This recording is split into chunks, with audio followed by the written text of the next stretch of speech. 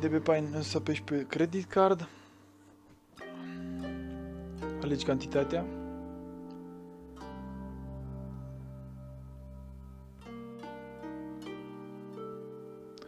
Intri pe Trust Wallet, îți faci un portofel nou.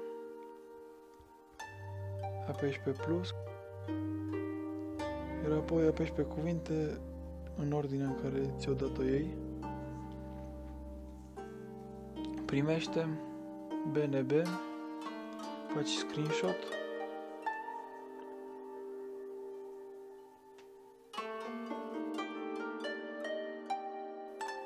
Wallet. Withdraw. BNB. Apeși pe acolo. Alegi o poză din galerie, pui screenshot-ul. Alegi BEP20, dacă nu merge pui BEP2. Cantitatea.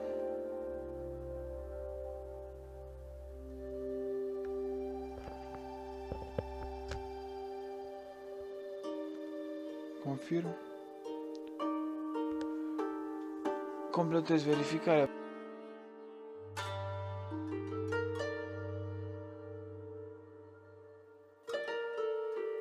În cazul în care nu apare navigatorul ăsta aici,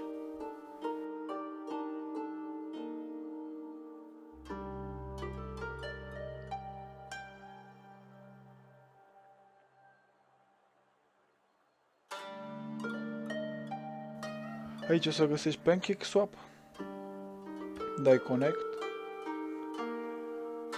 prin Trust Wallet, ar trebui să se schimbe butonul de Connect cu codul portofelului tău, alegi cantitatea, nu o să găsești cel mai probabil tokenul pe care vrei să-l cumperi și trebuie să iei adresa de contract de pe CoinGecko, CoinMarketCap sau de unde o iei.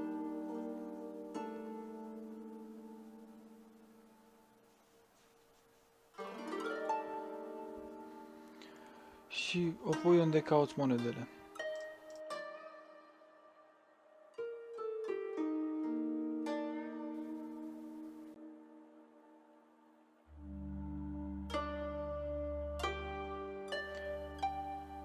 Setezi aici 22%, iar în cazul în care îți dă eroare, pui 2 zerouri în stânga numărului.